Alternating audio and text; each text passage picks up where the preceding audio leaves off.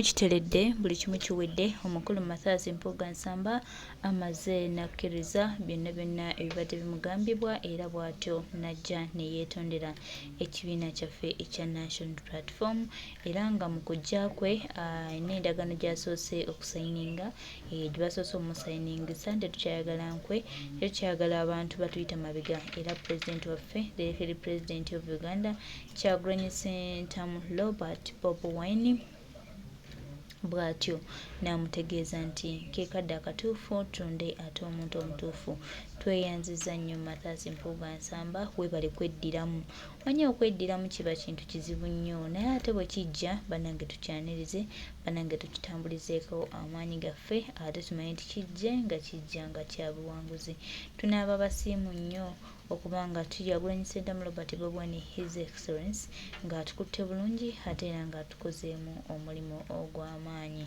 We are the National Platform with His Excellence Kyagulanyi Ssentamu Robert Bobi. Abo bonna abawulira nga si baakukkiriza abawulira nga tebali wiringi kutambula naffe tumuli ready okuddako ku bbali abawulira nga bali ready okutambula naffe nga bannayuganda nammwe muli ready okuyitawo ne tutambula ffe tumanyi gye tulaga era tumanyi olugendo lwaffe we tutambula we lugenda Mpuga ne bw'aneebuzaabuza Mpuga ne bw'anaakola atya Mpuga ne bw'anaagamba nti ki ebyo byaggwa era takyalina kyaddako bannayuganda tebakyalina budde bwa Mpuga nze bwe ŋŋamba era Mpuga ne bwakola ki byonna abikola nga ye naye ate ekirungi ekisingayo ffe kye twagala nga bannayuganda kwe kwogera amazima beera omusajja ow'amazima ensi ejja kutegeera naye gwe buli wonaatambulira mu kwebuzaabuza nolowooza nti Kyagulanyi Ssentamu Robert Bobi ye ali awo okusonyiwa bansobi twongera okujjukiza obudde tetukyabulina era twongera okutegeeza nti pulezidenti w'eggwanga lino omulungi omulonde Kyagulanyi Ssentamu Robert Bobi eyajja kulwa bannayuganda n'eggwanga lino tusuubira nti tujja kuba banjawulo era Uganda yaffe ejja kutambula. Mbaraka tubalamusiza waliwo ekintu ekigenda mu maaso mu Buganda. I will specifically speak about Buganda kubanga nze ng'omuntu Buganda njinamu essuubi mu kwenunula kwa Uganda yonna eyawamu more than any other region. So waliwo ensasagge ebadde egenda mu maaso eya mwami Mpuga n'okubba milioni 5. I want us to critically look at these things and think so much. Buganda Kingdom ngayo muluulira oluyimba lwa President Kyagulanyi nti mbu Ssekabaka Muteesa yawandiika ebbaluwa eyayita abazungu okuleeta buli kimu kye tulabako era ebbaluwa eyo eyajuna Buganda ne Uganda yattu. That means Buganda Kingdom since the 1700s has been a kingdom of smart people, very intelligent people, very courageous. In 1900 Buganda Agreement, if you look at the people who are involved, the Stanislas Mugwanya, Zakaria Kisingiri, abasajja, these were smart men, gabagezi. In that ne bagenda mu agreement ne n'abazungu. Buganda Kingdom was one of the most organized kingdoms, even before the coming of the British man. So, what am I driving to? Museveni deliberately ayagala kuba Buganda Kingdom because the kingdom emu esimu musumbu okumulumya omutwe. How do you do this? Agezezaako okulwanyisa Buganda mu ngeri yonna alemereddwa. How do you do this?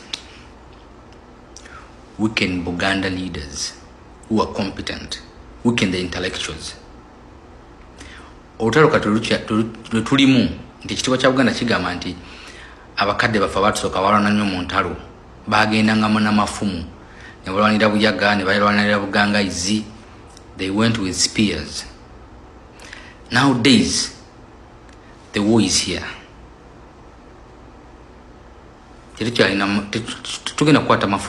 Defending Buganda. We have to use the brains to defend Buganda.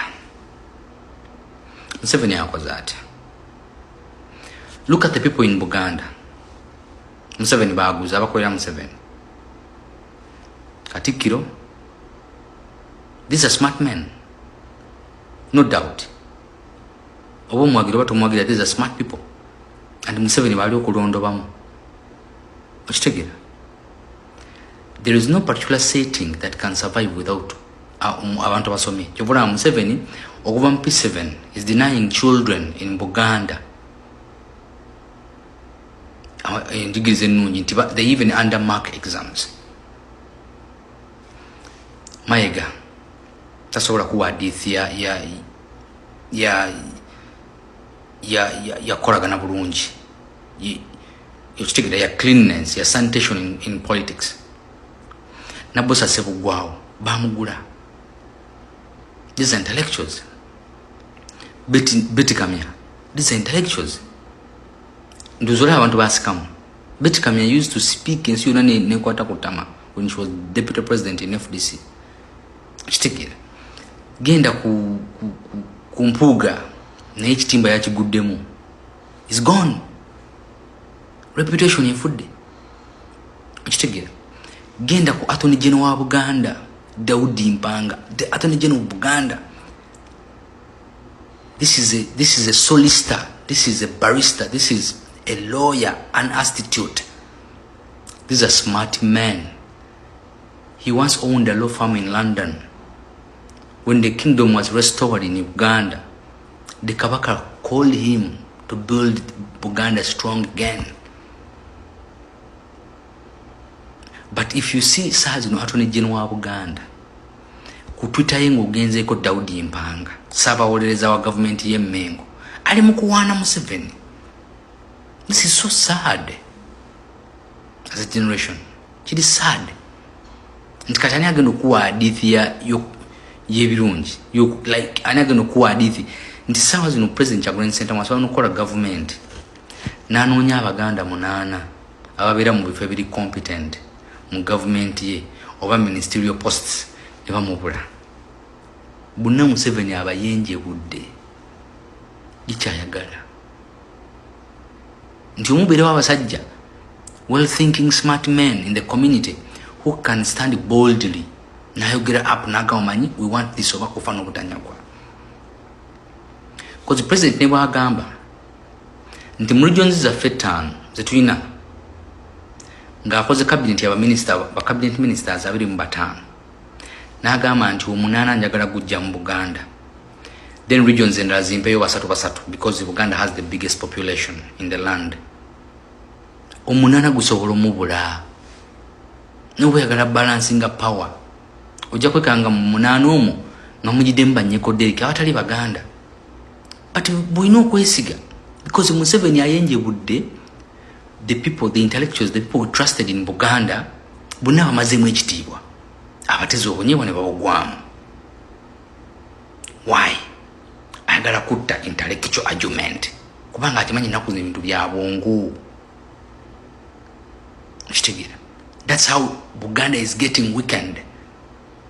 Teweewuunyako Ssaabasajja Kabaka yavaayo nawa message ya Pasika. Did you hear Mayiga re-echoing that message anywhere?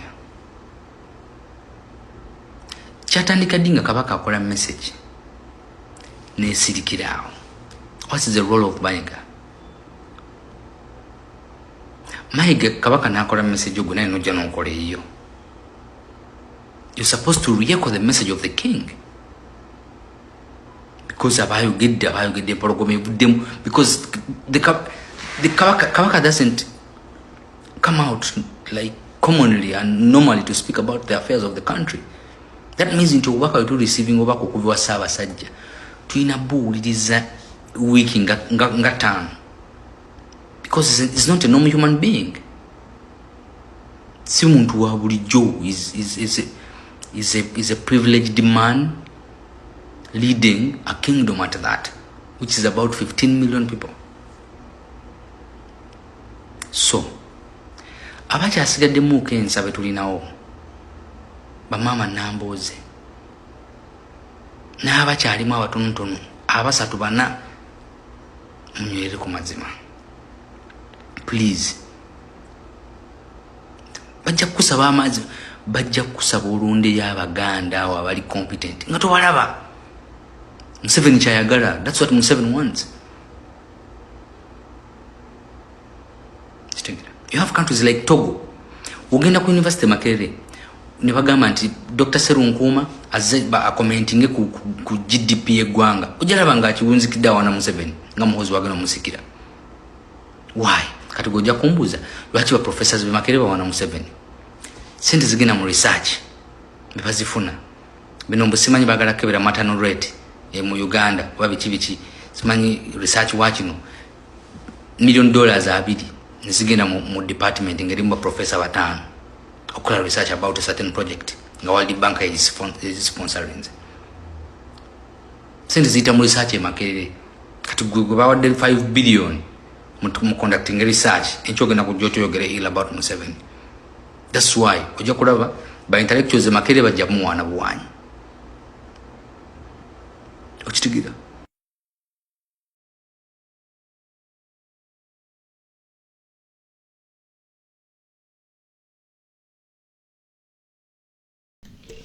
Bwatyo Mathias Mpuga Nsamba bw'atandise obyogera mu butuufu kyeyasooka kyeyandisoose munanga ate akyogedde obudde buweddeyo naye ffe engeri gye tutakyalina budde bwe talina kyatugamba. Mpuga tulina kyotugamba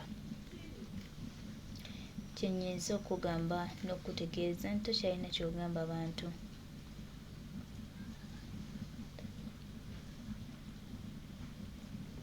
Tokyalina kyotugamba abantu era twongera okujjukiza nti ebibyo biwedde.